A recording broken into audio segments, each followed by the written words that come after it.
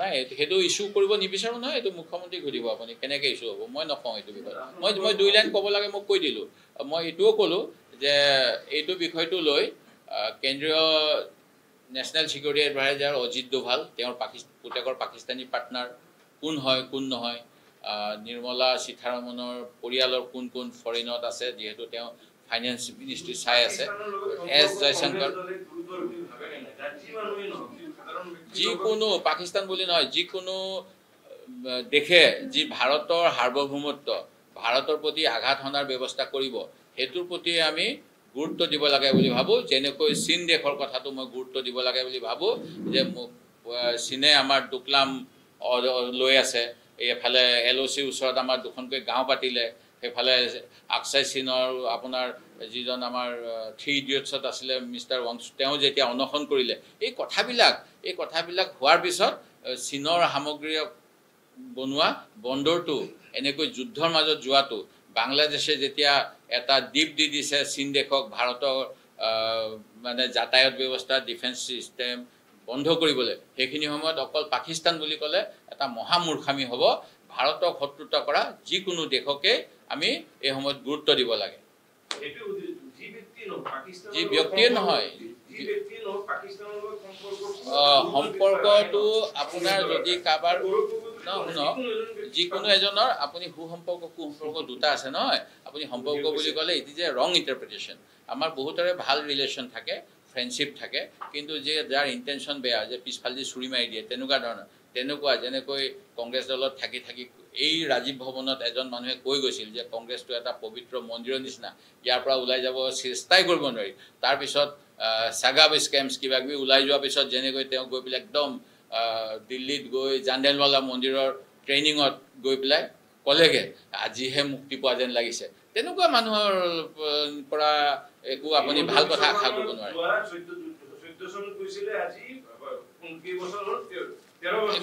মই ডক্টৰ হিমন্ত বিশ্ব শৰ্মাৰ বিষয়ে মই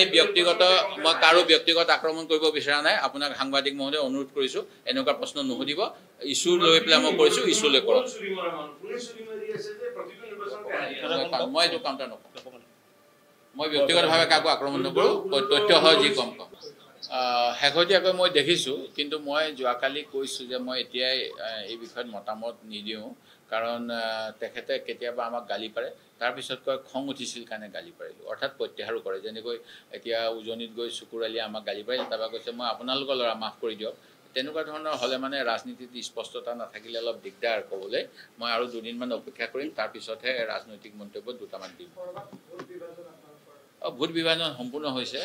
মই দেখা পাইছোঁ শিৱসাগৰ জিলাতে এনেকুৱা হৈছে শিৱসাগৰ জিলাত তেখেতসকলৰ দলৰ ফালৰ পৰা 9, 10, 11 তাৰিখে কংগ্ৰেছৰ লগত এলায়েন্স লাগে বুলি আমাৰ জিলা সভাপতিক অনুৰোধ কৰিছিল 9, 10, 11 আছিল আপোনালোকে মন কৰিব ডেট অফ ফাইলিং নমিনেশ্যন তাৰ আগতে কিন্তু পাৰ্টি ডিচিশ্যন লয় উঠাবনে নুঠায় কোন পাৰ্টি সুইটেবল হ'ব সেইখিনি সময়ত ৰাইজৰ দলৰ লোকেল কমিটিখন একেবাৰে নীৰৱ হৈ আছিল 9, 10, 11 যেতিয়া আলোচনা হ'ল মই জিলা সভাপতিৰ পৰা গম পাইছিলোঁ তাৰপিছত তেওঁলোকে আলোচনা কৰি আছিল কিবা এটা এডজাষ্টমেণ্ট কৰিব পাৰি নেকি 16 তাৰিখৰ দিনা দুপৰীয়া মোলৈ এখন পত্ৰ দিলে আৰু মই তেওঁক মেছেজো দিলোঁ 16 তাৰিখে কিন্তু সেই 12 ঘণ্টাৰ ভিতৰত কংগ্ৰেছৰ দেৱব্ৰত শইকীয়া গৌৰৱ গগৈ আৰু কোনোবাই মানে এলায়েন্স নিবিচাৰে বুলি তেখেতসকলৰ এজন শীৰ্ষ নেতাই চিঠিখনো লিক কৰিলে ছ'চিয়েল মিডিয়াত আৰু আমাৰ বিষয়ে লিখিলে কিন্তু মই ভাবোঁ 17 তাৰিখৰ আবেলি 4 বজালৈকে আমাৰ উইথড্ৰলৰ সময় আছিল সেই গতিকে এই কথাখিনি আমাৰ আলোচনা চলি আছিল তেওঁলোকে একেবাৰে স্থিতিটো এনেকুৱা কঠোৰ ল'ব নালাগিছিল আৰু এনেকুৱা কৰাৰ ফলত উজনিত কিছু ভোট বিভাজন হৈছে নামনিৰ কথাটো এতিয়া ইলেকশ্যনৰ পিছত গম পাম ক'ত তেওঁলোকে প্ৰাৰ্থী দিছে যেতিয়া ওলাব যে আপোনালোকে লিখিব সমীক্ষাত যে আমুকে 2জন প্ৰাৰ্থী দি দিয়াৰ কাৰণে বিজেপি হৰকি গ'ল UDF হৰকি গ'ল তেতিয়া গম পাম গোটেই কথাখিনি সেইকাৰণে মই 2 দিনমান অপেক্ষা একেবাৰে মিছা কথা তেখেতৰ দলটোৰহে অলপমান বেয়া দিশলৈ আহিব যেন মোৰ লাগে মানে এইটো হৈ আছে এইটো মই অকল অসম বুলি নকওঁ বিজেপি দলে প্ৰতিটো আঞ্চলিক দলকে যে গিলি আছে গোপ ৰাখে অন্য এটা কথা আমি এবাৰ দেখা পাইছিলোঁ মানে যিটো নিৰ্বাচনত গণতান্ত্ৰিক ব্যৱস্থা অনুসৰি বিভিন্ন ৰাজনৈতিক দলে প্ৰতিদ্বন্দ্বিতা কৰিব লাগে কিন্তু বিজেপি দলে নিৰ্বাচন ঘোষণা হোৱাৰ পিছতে বিজয় সংকল্প বিজয় উৎসৱ এইবিলাক নতুন নতুন মানে কিছুমান শব্দ প্ৰয়োগ কৰিলে আৰু সেই অনুষ্ঠান পাতাৰ দিহা কৰিলে অনুৰূপ ধৰণৰ ঘটনা শোণিতপুৰ জিলাত হৈছিল শোণিতপুৰ জিলাত বিভিন্ন আমাৰ দলৰ নেতাসকলক প্ৰলোভন ভয় ভাবুকি কেউটা অস্ত্ৰই প্ৰয়োগ কৰিছিল আৰু এই প্ৰস্ত্ৰ প্ৰয়োগ কৰি তেওঁলোকে আঞ্চলিক পঞ্চায়তলৈকে বিনা প্ৰতিনিধিৰে দখল কৰাৰ ব্যৱস্থা ল'লে বিজেপি দলৰ কিছুমান অতি লাজ লগা কথা সন্মানজনক জ্যেষ্ঠসকলেও OBC সেলৰ আছিল নে কি আছিল মই পাহৰিছোঁ সভাপতিয়ে গৈ এগৰাকী সাধাৰণ তেওঁ নিজে স্বামীয়ে মানে মজুৰি লৈ পেলাই তেওঁ কাম কৰে তেনেকুৱা মহিলাক মন্ত্ৰী অশোক সিংভালৰ চেম্বাৰলৈ ব্যক্তিগতভাৱে আহিবলৈ নিমন্ত্ৰণ জনোৱাটোৱে গণতন্ত্ৰৰ প্ৰতি কিমান ভয় বিজেপি দলৰ এয়া স্পষ্টকৈ প্ৰমাণ কৰিছিল ঢেকিয়াজুলিৰ ক্ষেত্ৰত আৰু ঠিক তেনেকুৱা ঘটনা নদুৱাৰ সমষ্টিত হৈছিল নদুৱাৰ সমষ্টিৰ আমাৰ বহুত প্ৰতিদ্বন্দ্বীয়ে আমাৰ দলৰ হৈ যিসকলে প্ৰাৰ্থিত্ব আগবঢ়াইছিল নিৰাপত্তাৰ প্ৰতি ভাবুকি আছে বুলি কৈ তেওঁলোকে মনোনয়ন প্ৰত্যাহাৰ কৰিলে যিটো দুৰ্ভাগ্যজনক আমাৰ অসমৰ মুখ্যমন্ত্ৰী গৃহমন্ত্ৰী হৈ থকাৰ পিছত এখাৰো তেখেতৰ মুখৰ মাত নোলাল যে মই নিৰাপত্তা দিম কোনে ক'ত খেলিব বিচাৰে খেলক স্বচ্ছভাৱে হওক সেই গতিকে মই প্ৰথম অৱস্থাত যিটো উল্লেখ কৰিলোঁ যে নকল মাৰি হ'লেও তেওঁ পৰীক্ষাত যেনেকৈ এক্সপেল কৰি দিয়ে পুলিচে ইনভিজিলেটৰে এবাৰ চবকে হাত কৰি লৈছিল ইলেকশ্যন কমিশ্যনাৰটোৱে হ'ল সেই পৰীক্ষাৰ ইনভিজিলেটৰ আৰু তেওঁলোকে চকুমুদি থাকিলে যেতিয়া আমাৰ মানুহবিলাকে ক'লে যে আমি নিৰাপত্তাৰ অভাৱ কাৰণে আমি খেলিব বিচৰা নাই অসম চৰকাৰৰ গৃহ দপ্তৰৰ ফালৰ পৰা এটা শব্দও নোলালে যে আমি নিৰাপত্তাৰ ব্যৱস্থা কৰিম কাক কেনেকৈ নিৰাপত্তা লাগে আপোনালোকে নিৰ্বাচনত অৱতীৰ্ণ হওক এই গতিকে এই নিৰ্বাচনটো যিকোনো উপায়েৰে তেওঁলোকে একচ্ছত্ৰীভাৱে একচেটিয়াভাৱে দখল কৰিব বিচাৰিছে কিন্তু অসমৰ জনগণে ইয়াৰ প্ৰত্যুত্তৰ দিব ইয়াৰ এইটো সম্ভৱ নহয় যেনে একেবাৰে শেহতীয়া উদাহৰণটো আপোনালোকে জানেই এই বিধানসভাটো উল্লেখ কৰিছিলোঁ আৰু চৰকাৰৰ ফালৰ পৰা কোৱা হৈ থাকে বাৰে প্ৰতি যে ভাল খবৰ পাব যেনেকৈ 14 চনৰ পৰা আচ্ছা দিন আহিব বুলি কৈ আছিল আৰু এটা জোক সেই সময়ত আহিছিল আপোনালোকে জানে কোনোবা গাধ এটা বোলে দলং এখনৰ ওচৰত ৰৈ আছিল মানুহবিলাকক কৈ আছিলে যাব লাগে গাধটোৱে কৈছিলে মই পাগল কি মই মূৰ্খ নহয় যে মই যাম গাধটোও নিজকে মূৰ্খ বুলি নকয় এই বিজেপিৰ প্ৰতিশ্ৰুতিৰ সময়ত এই আমাৰ 6 জনগোষ্ঠীৰ জনজাতিকৰণটো ঠিক তেনেকুৱা এটা ব্যৱস্থা আৰু অনুৰূপ ধৰণেৰে আমাৰ 6 নং দফাৰ যিখিনি কাম কৰিম বুলি যোৱা সময়ছোৱাত আমাৰ অসমীয়া সমাজক টুপ দি আছে সেইকেইটা কথাও নিশ্চিতভাৱে এই পঞ্চায়ত নিৰ্বাচনত কিছু প্ৰতিফলিত হ'ব বুলি মই আশা কৰোঁ আৰু মুখ্যমন্ত্ৰীয়ে ক'বৰ দৰে একমাত্ৰ পাকিস্তান ইছ্যুটোৱে আমাৰ পঞ্চায়ত ইছ্যু হ'ব নালাগে আৰু কেন্দ্ৰীয় প্ৰতিৰক্ষা মন্ত্ৰী ৰাজনাথ সিং ডাঙৰীয়াই যেনেকৈ কৈছে যে ৰাইজে যিটো বিচাৰে সেইটোৱে হ'ব মই ভাবোঁ তেনেকৈ তেখেতে কোৱাতকৈ আমি ৰাইজে তেখেতসকলক নিৰ্বাচিত কৰি পঠাইছোঁ চৰকাৰীভাৱে সিদ্ধান্ত ল'ব লাগে আৰু আমি ৰাইজ চৰকাৰী সিদ্ধান্ত চৰকাৰে যেনেকৈ ল'ব আমি তাৰ লগতহে আছোঁ ধন্যবাদ যি শ্লীলতা হানি কৰিলে এই পঞ্চায়ত নিৰ্বাচনক গইনালৈ সেইটো কিন্তু এটা নজিৰবিহীন ঘটনা হিচাপে আমি ক'ব লাগিব মুখ্যমন্ত্ৰী মহোদয়ে স্পষ্টভাৱে ৰাজনৈতিক কাৰণত সেই কমিটিত ভাষ্য দিয়া এজন লোকৰ যিখিনি বক্তব্য সেইখিনিকে তিলটোকে তাল কৰি অসমৰ মহিলাসকলৰ সন্মান হানিকাৰক মন্তব্য দিলে যাৰ বাবে ময়ো ৰাজ্যিক মহিলা আয়োগক এটা